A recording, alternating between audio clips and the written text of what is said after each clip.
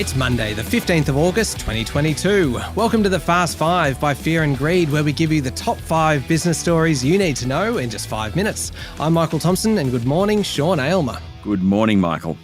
Sean, 5 stories to rip through in 5 minutes. Let's jump into it. Story number 1, my favourite time of year, full year earnings season in Australia has kicked off with a bang with some pretty solid results so far.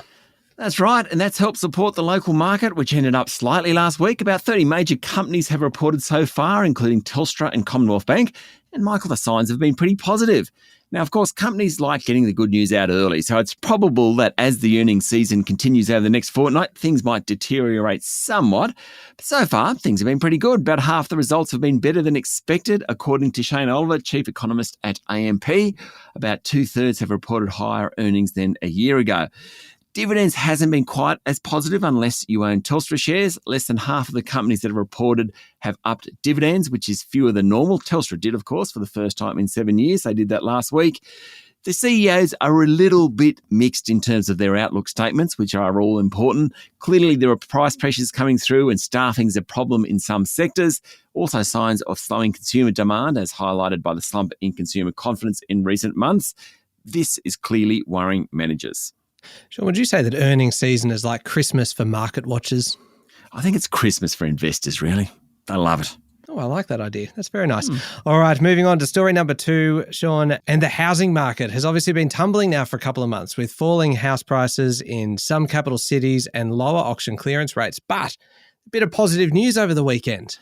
Preliminary auction clearance rates have risen for the 3rd week in a row, which is a sign that the national housing market has found some sort of balance. Listings have started to rise, which is good news and also typical of this time of year as we head into the spring selling season. The national clearance rate was 61.5% according to CoreLogic. That's the first time it's been above 60% since June. Melbourne was really good at 66%. Sydney was 60%. Adelaide led the way at 72%. Brisbane not so strong at 41%. The real test will come in the upcoming spring selling season, which of course is the busiest time of the year for all those real estate agents out there. All right, story number 3. Acting Prime Minister Richard Marles has called for a return to normal, peaceful behaviour in the Taiwan Strait and reaffirmed Australia's support for the One China policy. In his final day in the top job before Anthony Albanese returns to his desk today, Mr. Miles said it was important to see a de-escalation of tensions in the region, which is central to Australia's future. Now, the One China policy doesn't recognise Taiwan as a separate country, but Canberra maintains unofficial contacts with Taiwan, promoting economic trade and cultural interests. Mr. Miles said the Labor government had attempted to change the tone of the conversation with the Chinese government, but challenges remained. And just before we leave Canberra, I just want to note that a gunman fired 5 shots at glass windows inside Canberra Airport yesterday before being tackled by police.